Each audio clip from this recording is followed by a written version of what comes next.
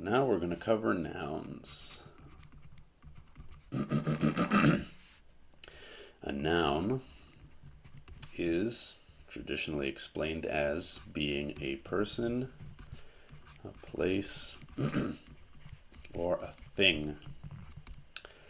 So a noun is a person, place, or thing. Nouns have three grammatical categories that comprise them. So three grammatical categories. And those categories are, I'll write it down here, gender,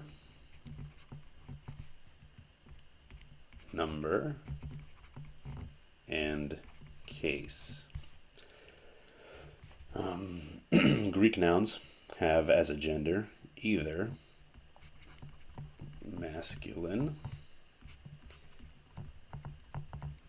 feminine, or neuter. So masculine gender, feminine gender, or neuter gender. And number, we have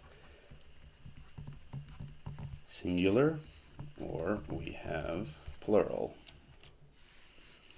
And for case, I'm not going to list case right now. I'm going to make a separate video about case. It will probably be the next video. But case tells us about the function. The function of a noun. Function of a noun. And we'll go into it in detail. Now, the gender of a noun never changes. So if you have a noun, like let's say you have a masculine noun, it will never become a feminine noun. It's always going to be masculine. So gender, we'll just make a line here. Gender is intrinsic to noun. So it's never going to change. You can have singular and plural of a noun. You can have man, one singular man, and you can have men. You can have woman, you can have women, you can have house, houses, apple, apples, and so on. But you can't have a feminine man or a neuter woman or a masculine woman. It's always going to be the same gender.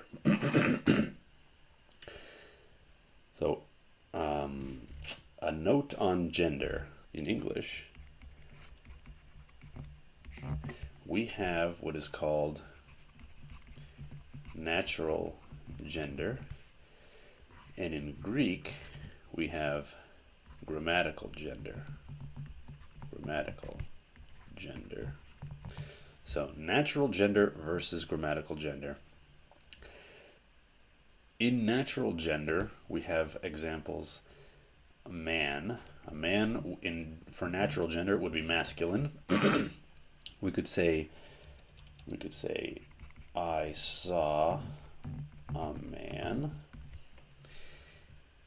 He was handsome. For example, he is masculine, is a masculine pronoun. It's referring to man. So man is he. You wouldn't say I saw a man, it was handsome, because in reality, a man is masculine. A man is a masculine noun. Or you could say I saw a woman, she was pretty. You wouldn't say, I saw a woman, it was pretty. But you wouldn't say he or she about apples or chairs or tables. You would say it. So the gender of a noun in English follows what it is naturally. If it's an inanimate object, it's a neuter. If it's a man or a boy, it's masculine. If it's a woman or if it's a girl, it's feminine. Greek doesn't do that.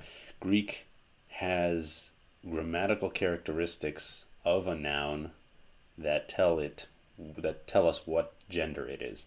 So in Greek, man happens to be masculine, but girl isn't feminine. Girl is neuter.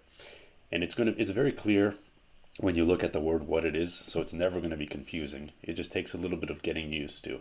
Just a little bit.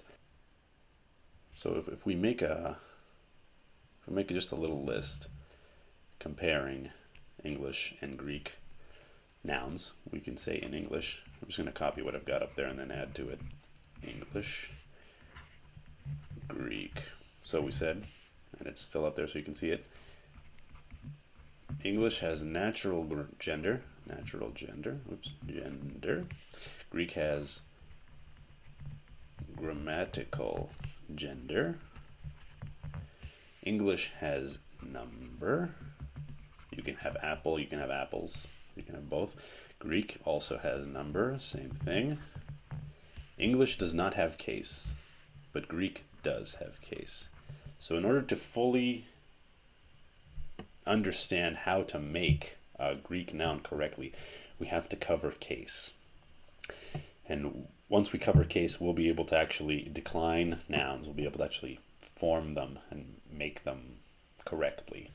But we need to understand all three of these categories, because in order to decline a noun fully, the form of a noun is an intersection of these three grammatical categories.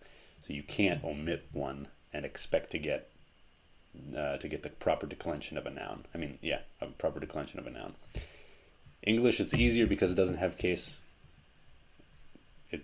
Forming nouns in English is very easy. So in the next video, we're going to cover case, and then after that, we're going to actually decline Greek nouns with different examples.